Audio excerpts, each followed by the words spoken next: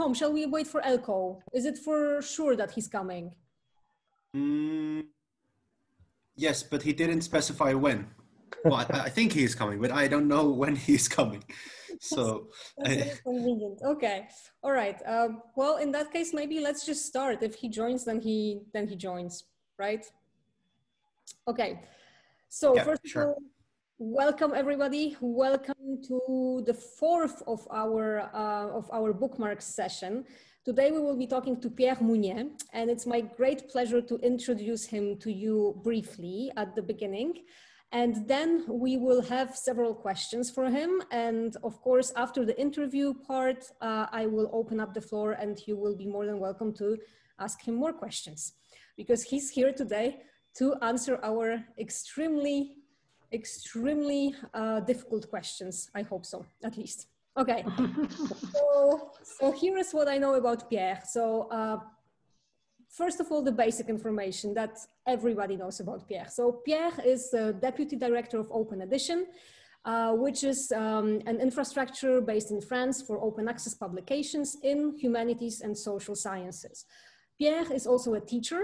He teaches in the Parisian École des Hautes Études en Sciences Sociales, and he is also an author. He published several books on different topics such as information and communication technology, digital humanities, and digital publishing. Together with Elko, who's supposed to be here, but he's not here. So together with Elko, he is also the co-director of the Directory of Open Access Books. And probably the next role that I'm about to talk about is the most relevant for our interview today, because Pierre is also one of the coordinators of OPERAS, which is the European infrastructure for open scholarly communication in the social sciences and the humanities.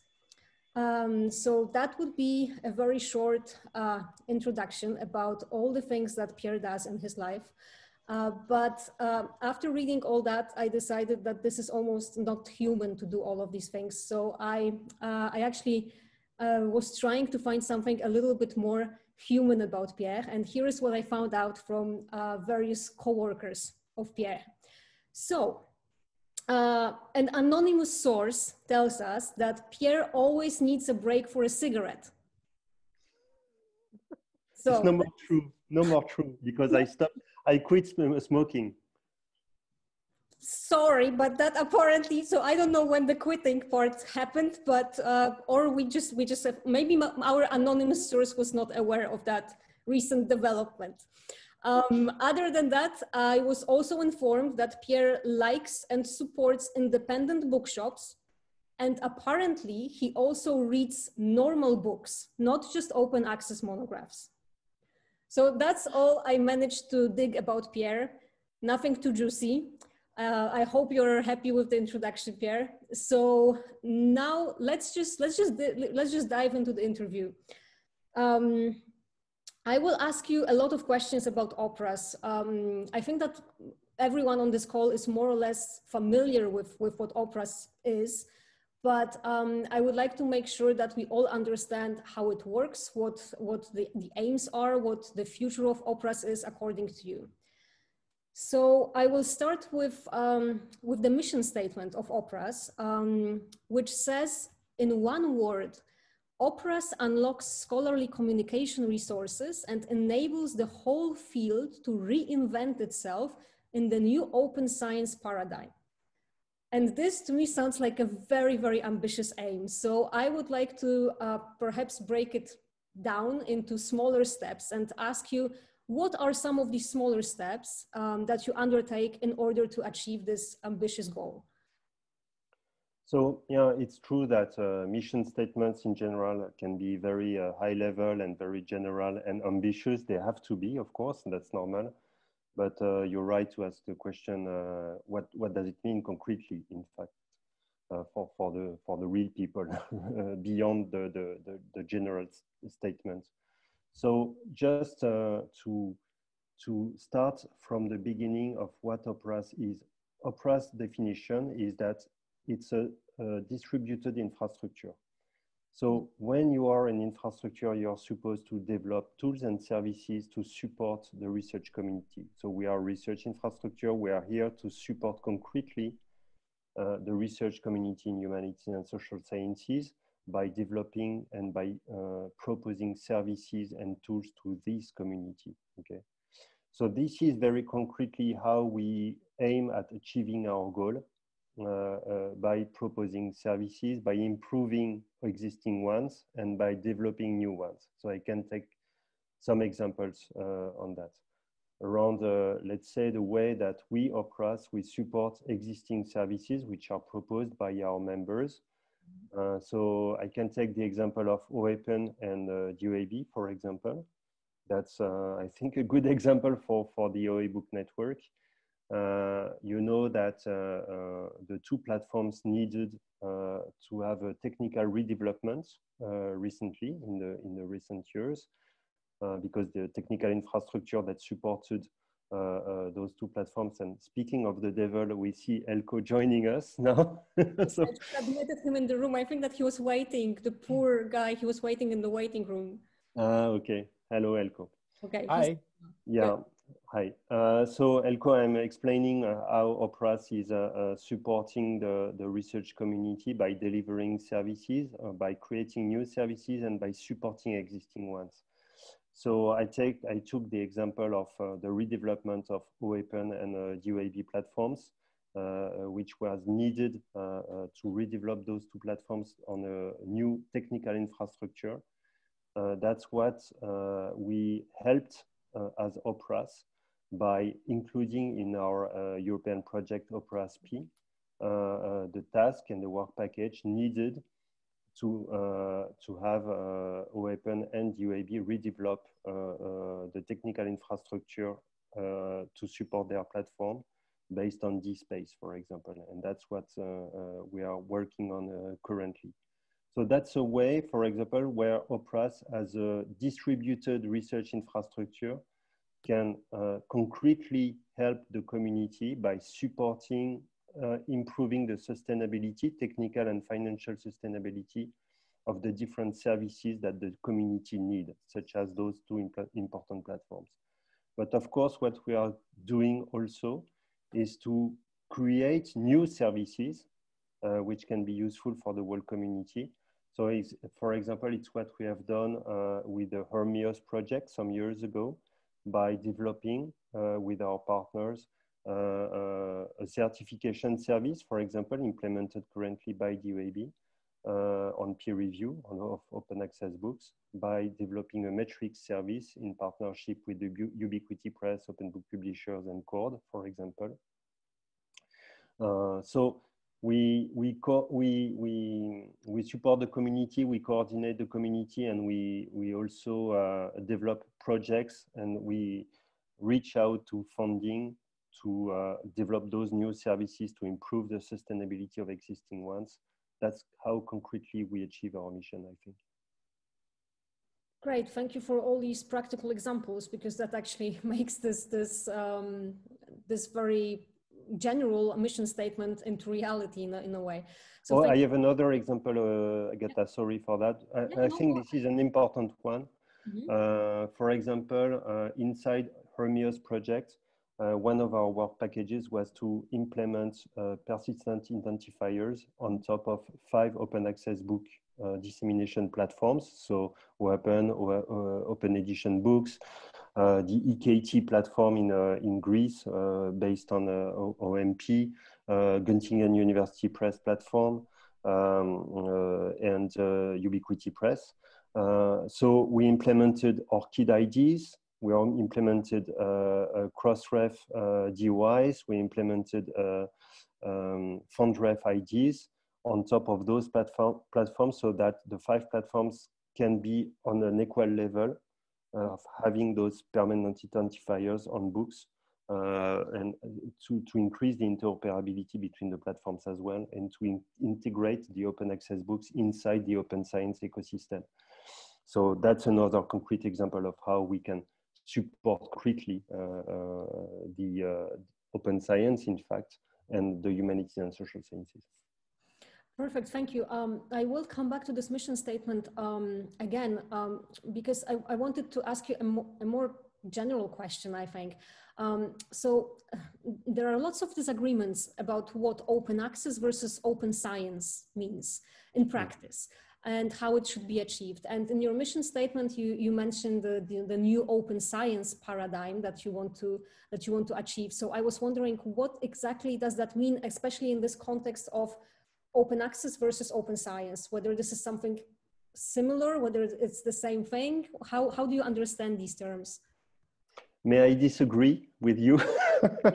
Because you say that there are a lot of disagreements around what is open access and open science, but I think that those disagreements are mainly disagreements between specialists in their very small field, because we are all specialists on that. So we disagree with each other about is this is this license really open? Is it really open access and so on? But when you have a look, when you take a step back and you have a look at on what is open access, which is opening access to research outputs, what is open science, which is opening the research process itself, in fact, under different aspects, then we have a consensus about what is open access and what is open science.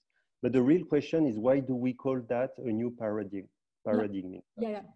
So that's very important for us at the level of OPERAS. And that's why we consider ourselves as a research infrastructure, not only a technical infrastructure, but also a research infrastructure. It's because we think and we believe, we are convinced that opening research is not an ex post process after research. You don't do your research and after that you open your research or the research output. When you open your research, then you redefine completely the way you are doing research. And we don't see that enough yet, because we are just at the beginning of this story of opening up research in the humanities and social sciences in particular. But we are convinced that when we go forward in this process of opening up research in humanities and social sciences by providing more open access to the research output, by opening the access to the data, opening access to the process itself and the design of the research itself, then the research will be completely different in its nature to what we know currently, in fact. This is why we call it a new paradigm, in fact.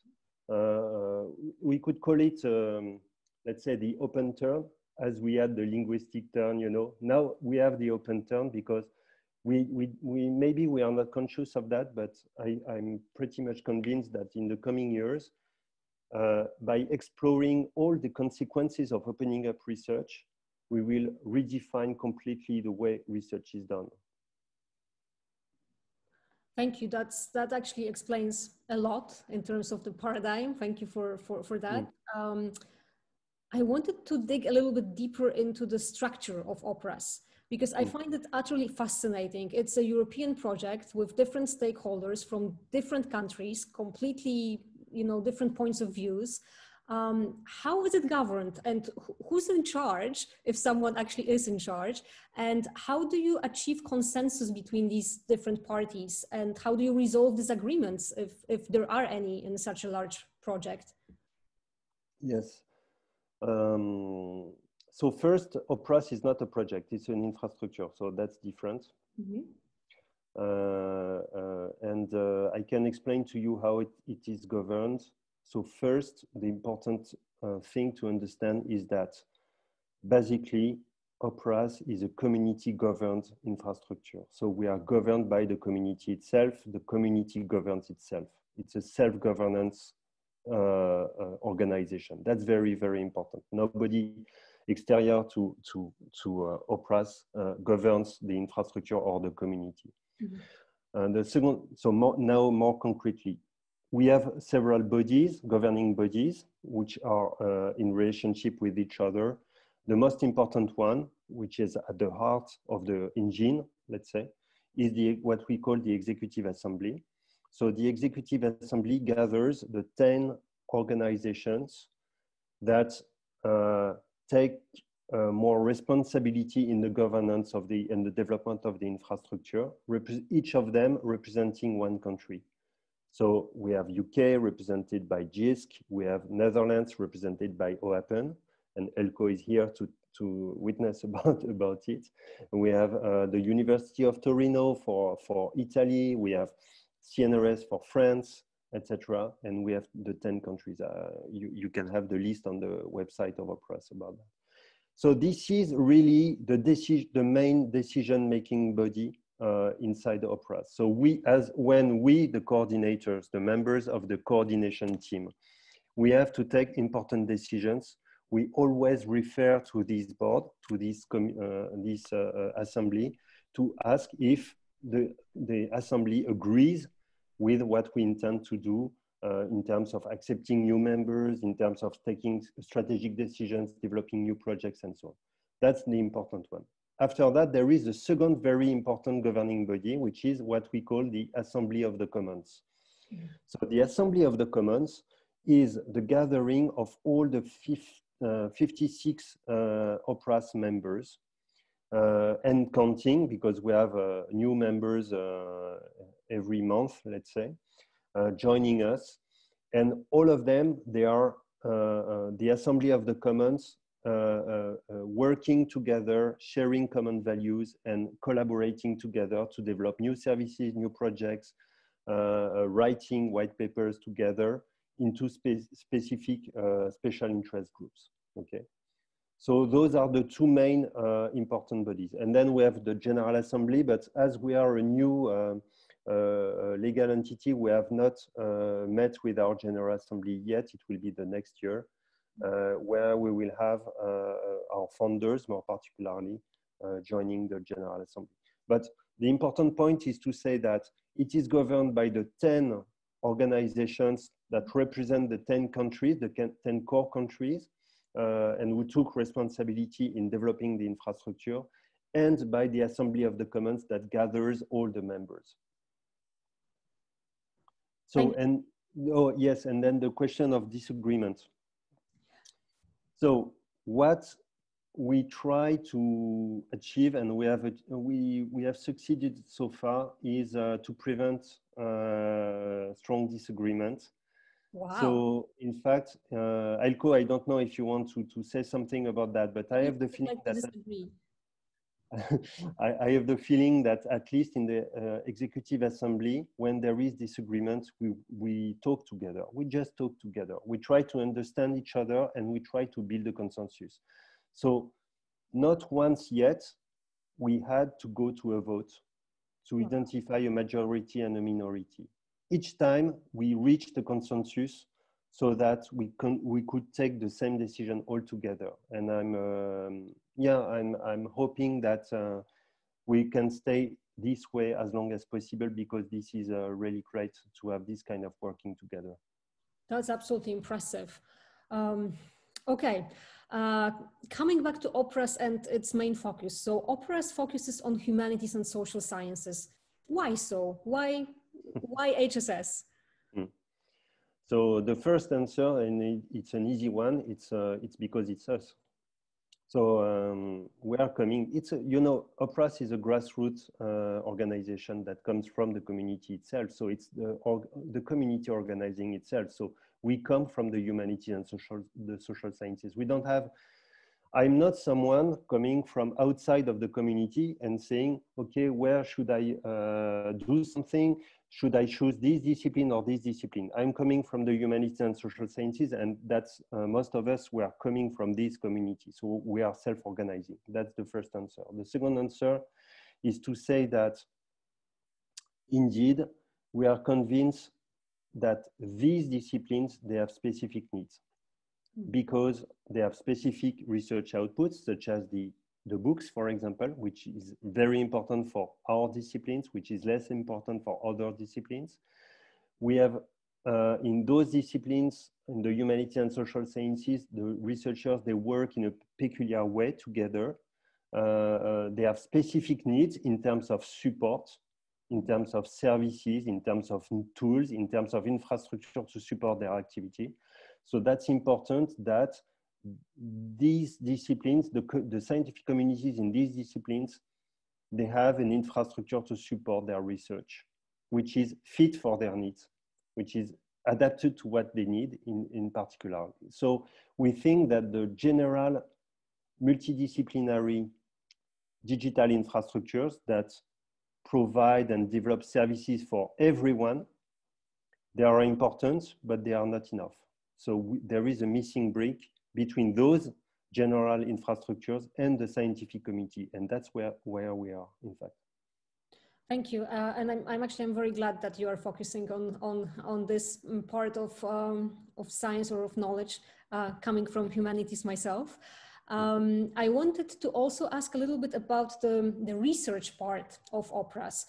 So earlier this year, OPERAS and its partners were awarded the tender by Coalition S for a study to explore, I think it was called collaborative, non-commercial open access publishing models, meaning the diamond models. Yes. So could you share a little bit more about this undertaking and how does this study fit within the larger OA landscape, and what do you hope to find, and what do you hope to find through this study? Yeah. First, I'd like to say that we, OPERAS, we are just coordinating a consortium of organizations who undertake this study all together. We are coordinating, the consortium is composed of Spark Europe, the University of Utrecht, the University of Tromsø, the DOAJ, of course, OASPA, for example, Redalic and America. Are in the consortium, or particularly to focus on Latin American journals, diamond journals. LIBER, the European Network of Research Libraries, NRESH, and others. So that's important. This is a collective effort. This is not only the OPERAS effort. You know, I usually say that OPERAS is the main service that we deliver is a coordinating service, and that's an example of that. We are coordinating a consortium of different players doing this study together. So the first thing is that you know that when we are discussing about open access, and more particularly open access business models, a lot of people, they focus on gold APC business models and on transformative agreements to flip the traditional journals into mainly gold APC journals. But in fact, there is a huge part of the open access sector which doesn't fit into those different models. And in fact, they don't charge anything to the authors to publish. Those are the diamond journals, which are free for the readers and free for the authors as well. So usually they are a little bit overlooked or ignored or even despised by some people because, you know, there is no money to make because they are not profitable, or I don't know, or bankable, I don't know, but in fact they are very, very important for the scientific communities. And when you have a look actually at the DOAJ, you see that at least 11,000 diamond journals are registered into the DOAJ, and they are much more than the gold APC open access journals. So this is an important sector which is not well known, more particularly by the funders, which is a little bit ignored. So the point is of this study is first to know them more, who they are, what are they, in what disciplines. So we already know that a lot of them are in the humanities and social sciences, but not only. There are a lot more. There are a lot of journals in other disciplines as well. We have a lot of regions, such as in Latin America, and I see Dominique Babini here from Claxo that can testify about that. That in Latin America, the diamond model is very important for the open access publishing, for example. So they are important in those regions. And we want to identify, to make the landscape, or to identify the landscape of those journals, to evaluate their impact, their importance, how useful they are for the scientific communities, what are their challenges, of course, and the last question, which is the most important, how they can be supported by funders more particularly, and how the funders can elaborate funding schemes or supporting schemes that fit the needs, the specific needs of those journals, which are very, very important for scientific communities. That's really what it is about. Absolutely fantastic. I'm very happy that you're going beyond the gold, or however you want to call the APC model. And I think that it will be fascinating to learn more about these journals and how are they sustainable, or are they sustainable? Yeah.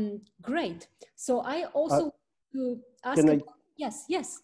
Just a teasing, because I'm not allowed to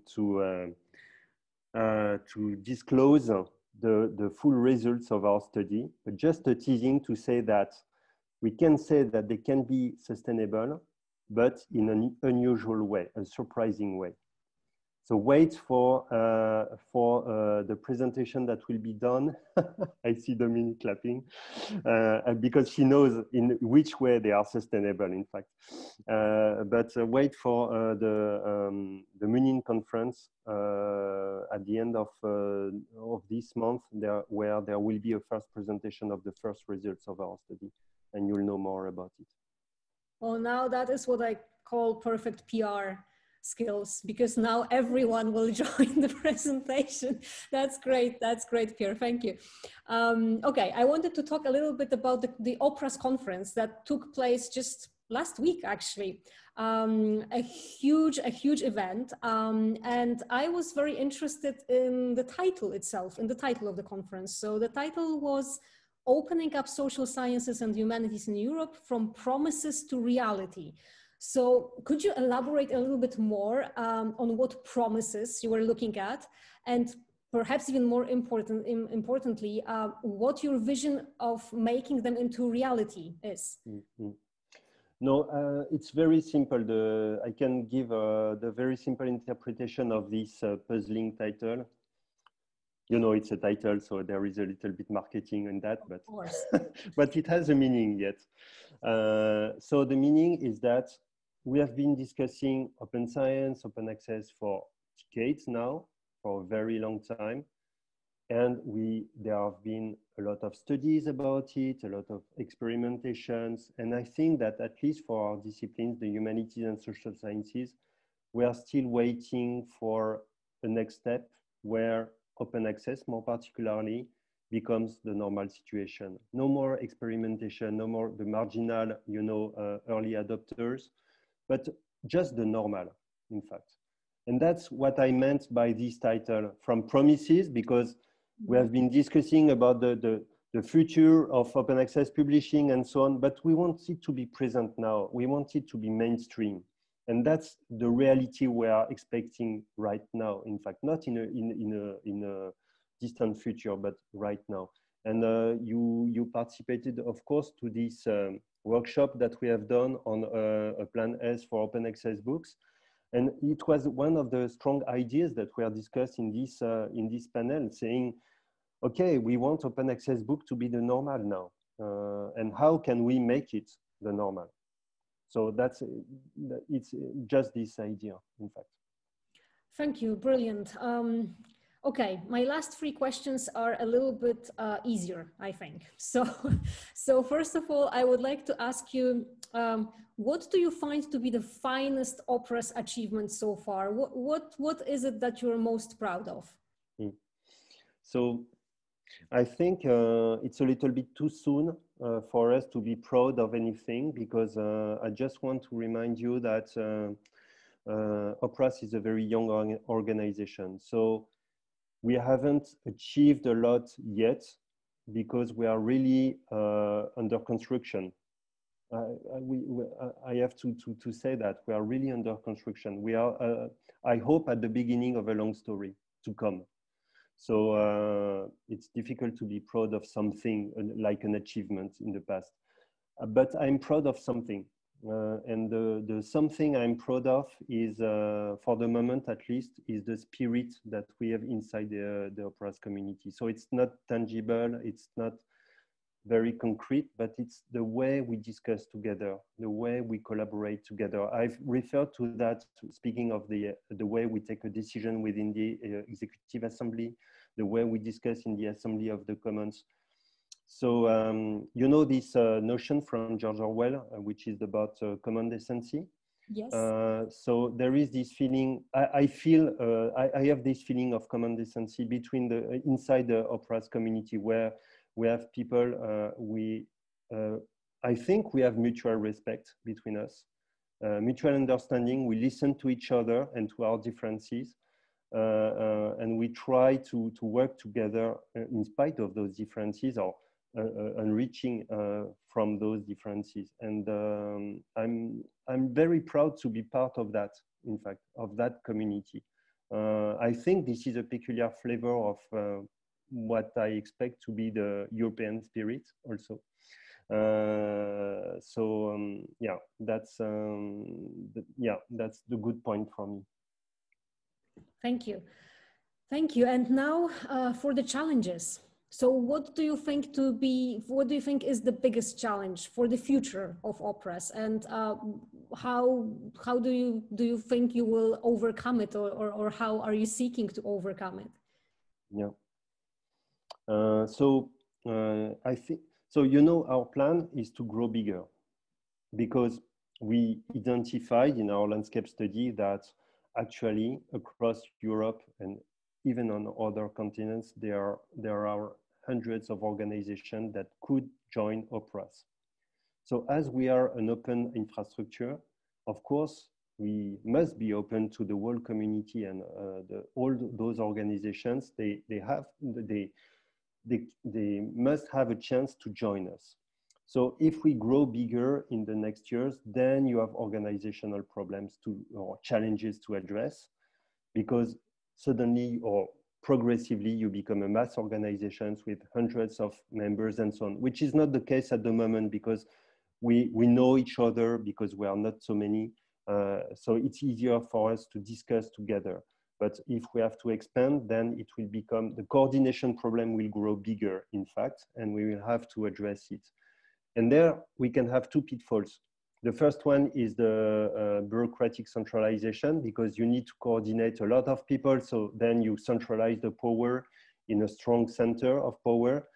And that's what we should avoid, of course, on one side. And the other pitfall is that you lose efficiency, because everyone goes in every direction, and you're just a network where just people are just talking to each other, but not working to each other and developing projects and services together.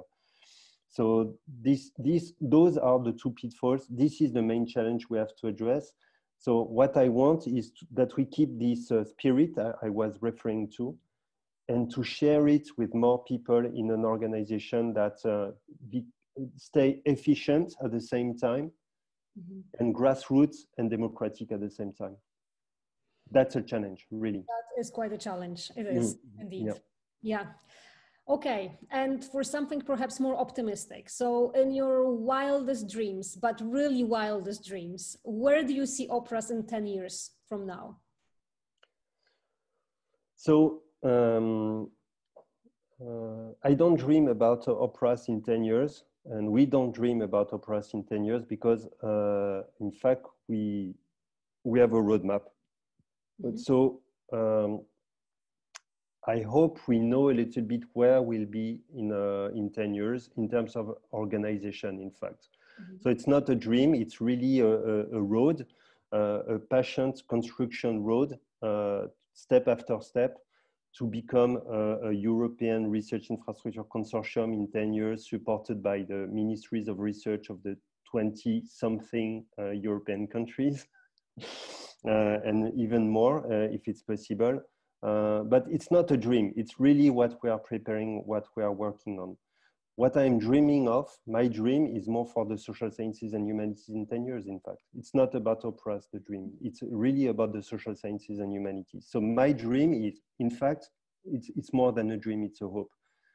In fact, I think, or I'm really convinced that our societies desperately need the help of the humanities and social sciences, the help of the knowledge, the research that we are doing in those disciplines to address all the societal, socioeconomic, political challenges that we have to face in the different societies.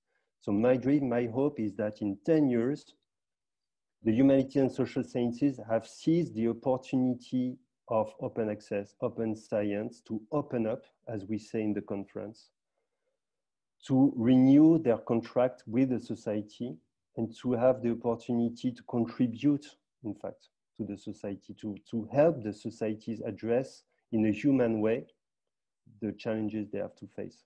So that's really my hope, in fact. Thank you so much, Pierre. Let's stop here with this beautiful hope or dream for the future of humanities and social sciences. Thank you so very much for this conversation. I think that at this point, I will open up the floor and ask our participants if they have some questions to Pierre.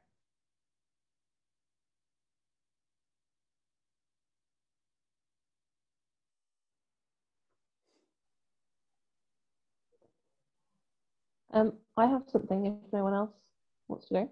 Lucy, go ahead. So actually it builds quite nicely, Pierre, off what you were just saying. Can you hear me? My connection's going a bit funny. Yes. Can you hear me? Yes. Yeah, okay. So as someone who works in open access and for an open access humanities press, from a kind of UK perspective, and I hope this isn't too parochial, there's a kind of issue with the open science label.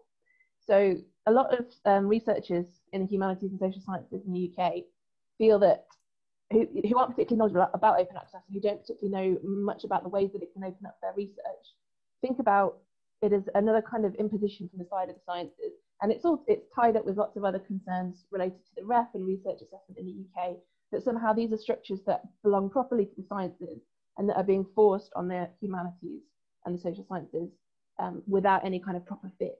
And I think part of what I try and do in my day-to-day work is to try and talk about how open access books in particular can, as a special output, which is particularly important to the humanities and social sciences, can really do more for their research. It's not just a way to kind of shoot the research out at the end, but as you were saying, it's a way to kind of open up the whole research process and to begin having that bigger conversation with society at large and having that greater relevance.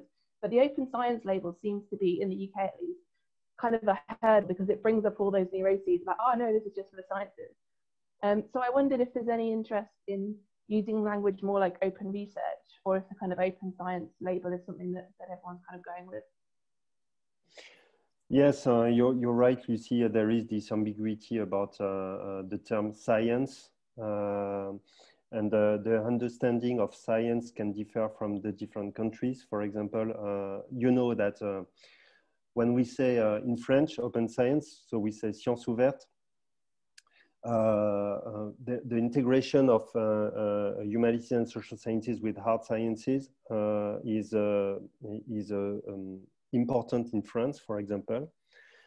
So when we say science, it can be understood by a majority of humanists that they are concerned by it because they are in the big tent of science, let's say, all the sciences, okay? Yeah. But I know that in other countries, humanities. So for example, in French, we don't say anymore humanité for humanities.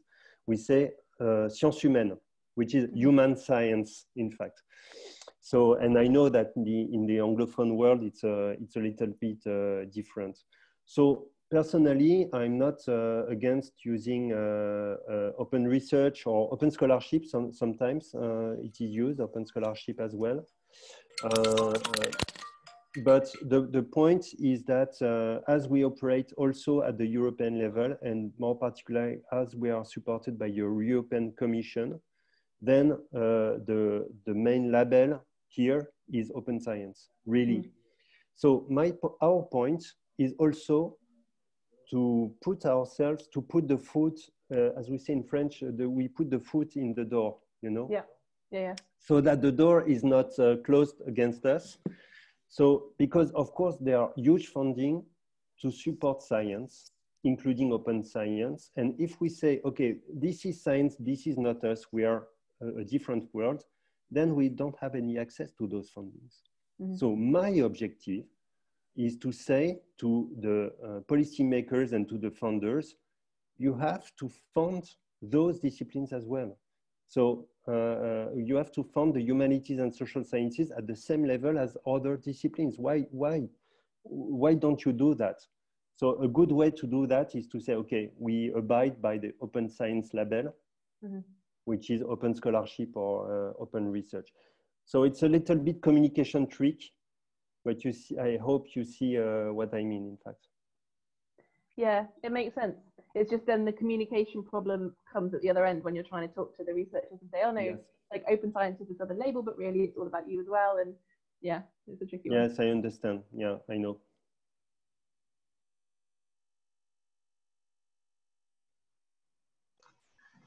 I have two questions, Pierre. Thank you. It's always inspiring to hear you. In Latin America, it gives us hope and enthusiasm because you are building a community which is very diverse and very representative of social sciences in Europe. And my two issues I want to raise, I want to ask you. The more simple is, how do you see we could increase the voice of community-governed infrastructures worldwide? Because UNESCO started and you were there, and Ariana from Redalic was there, and Cielo was there. We need a much stronger voice, because if not, we are not going to impact or have some incidence in the global conversations about where money has to go. And then the other point, that's one question. The other question is, when you mention in the research about diamond open access, no, you say, well, no money, there's no money to make. That is what protected us in Latin America from predatory journals, because we don't have APCs, so we don't have predatory journals, and the academic community takes care of the diamond. But the problem is we don't have money to make, but we don't have a reward to receive in a diamond, because in Latin America, we are rewarded for publishing in impact factor journals, which are in the closed commercial system. So what are you wanting or doing, wanting to undertake or doing in OPERAS to influence the research evaluation systems? We are working in a new program of Claxo for a forum for research evaluation. We are in dialogue with NRESH in Europe. But from the OPERAS point of view and from the Directory of Open Access Books point of view, what are you thinking could be done to have more influence in changing the evaluation systems so that the contents we have in Diamond and in books in DOAB are included in the procedures when we evaluate? That's the second point, because in our region, we had a roadmap in Latin America during the past 2 decades. We accomplished it with Cielo, Redalic, La Referencia, Claxo, I mean, many initiatives. But how do you say, a black swan? No, you say a black swan came into the scenario. Well, first it was a gray swan, which was OA 2020. There we got a bit frightened. But with Plan S, well, we received a knockout, a complete knockout of desperation. I don't know if you say désespoir, but it's serious for us, and we have to wait until 2024 to see the first report and to see where the money concretely goes. Will it go to Diamond also, or will the industry benefit with the transition that where the industry is more comfortable? no? And they can accomplish things very quickly with transformative agreements. And so we are seeing like les champignons growing in our Latin American forests. Suddenly every journal says, oh, I could charge APCs, why not? And then governments in our region say, oh, that's fantastic. Let's leave it to the market so we don't have to fund this modest 1% that costs the building the Diamond Open Access. So I want your opinion and your view, because you know we are very concerned with Plan S, the incidents it can have in our governments. And we don't have the time until 24 to see where the money will go of the funders of Plan S. So these are my concerns I was writing down when hearing you. I appreciate your opinion. Thank you very much, Dominique, for those statements. And I pretty much agree with most of them, most of it. So first, I don't have any grand plan to change the world and so on. I just want to contribute from my values and the values of my community to change as much as I can the situation. But what I can tell you is are two things. So for the first question, I think that we, the community governed infrastructures, we must learn how to talk to policymakers.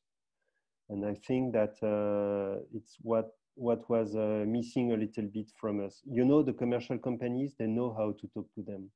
They know the language, they know the marketing, they know the communication.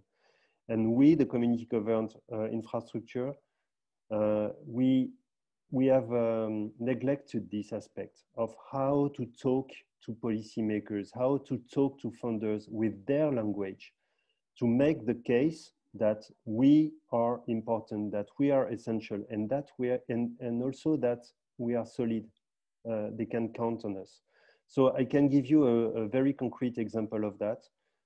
Recently, Spark Europe has published a report made of a survey on open science infrastructures landscape in Europe, where we asked, or where Spark Europe, I was participating to the advisory group to this survey, so I say we, where we asked in the survey to the different open science infrastructures how they were governed, what was their business model, did they have any reporting structure? Did they abide by certain principles, such as the Core-Spark principles, for example? So that's the beginning of making the case, evidencing that those infrastructures, they can be supported because they are trustable, they can be transparent, they provide services, important and critical services for the scientific communities.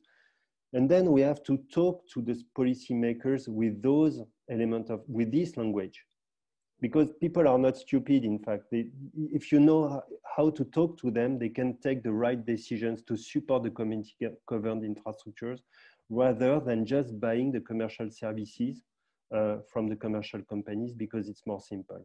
So that's what we try. That's what exactly did Spark Europe. With this report, that's what the Invest in Open Infrastructure initiative tries to do. That's what we are trying to do with OPERAS as well, to talk to the European Commission, to talk to the research ministries. And I can tell you, sometimes it's really painful because you have to talk to people in the ministries who don't understand what you are doing. So you have to explain to them, and it takes a lot of effort, but it's worthwhile, I think, to address your first point. Then there is the second point, which is about the diamond model in relationship with the Plan S and the Coalition S and the funders. It's exactly what we try to do with this study on diamond. Don't you think that it's always already a small victory that we had to have Coalition S commissioning a study on diamond journals? That's the beginning of something. So that they are funding themselves a report that can demonstrate and evidence the importance of this business model, the importance of this sector alongside the other business models, the OA, EPC, the commercial models, and so on. And after that, so they are asking themselves, how can we support this sector? That's the beginning of something. I don't say that it will happen. And I don't know if it happens, in which proportion it will happen, okay? But at least it's an element of hope. We are starting something. And it's a way, you know, it's exactly what I just wanted to say, just what I've said previously. It's a way to talk to funders, because the funders, they want evidences. So we are going to give them evidences. We are going to make recommendations on how they can improve the sustainability and support this sector, this business model of open access publishing, speaking their languages. So yeah, it's just taking action, doing things, and communicating with those policymakers and those funders who are. We need to have a specific communication channel, in fact. Thank you very much. And just if I may add something, I think just to go back to the question of humanities and social sciences and the community of researchers in humanities and social sciences. Usually this community is very far away from the policymakers, the research policymakers, and from the research funders. So it's like you have two galaxies which are not communicating with each other. So what we try to do with OPERAS is to make the communication channel between those two communities, I would say. It's one of the things we try to do. And because I've always or often the feeling that the researchers in humanities and social sciences, they say, no, this is not our world. So the European project, this is not us, this is far from us. And the policymakers, they are bureaucrats, we don't understand them, and so on. But the point is, how can we communicate with the different communities so that we can work together? I think that the hard scientists, they have learned to do that for a very long time. So that's where they are better funded as well. So that's something we have to learn with the humanities and social sciences to do. Elko. Elko, go ahead. Well, yeah, so a while back you talked about the achievements of OPERA, and I think this is the one you should have mentioned, that OPERA already has demonstrated its ability to learn that language and to talk to policymakers and to engage with policymakers in Europe and become one of the channels through which the humanities and social sciences actually can have that conversation about its own disciplines. I think that has been a really successful part of OPERA already. And it has been of vital importance for the members of OPERA. And I can say so from our own experience at OAPEN and the OAB that we would never have been able to have that conversation, to talk to policymakers in the same way without the coordination of OPERA. So it really changed the dynamic here in Europe, and I think that's a huge achievement.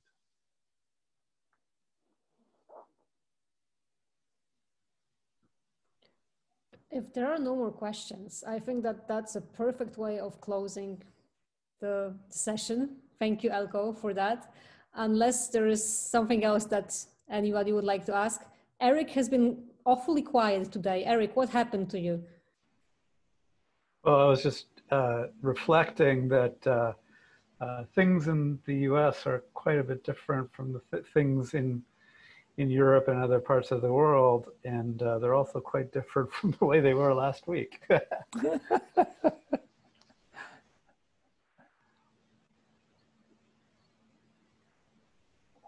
That's true. Okay. So I think that we will close for today. Thank you so very much again, Pierre. Thank you, everyone. And we are having another of these interviews, of these sessions coming in 2 weeks, if I'm not mistaken, on November 23rd. And we will be talking to Martin Paul-Eve about his new book on open access, of all things. Thank you again and have a lovely afternoon. And Lucy and Tom, if you can just stay online, then we can have our weekly OAB network meeting. Thank you all. Bye. Thank you very much, everyone. Thank you, Agatha. Bye-bye. Thank you.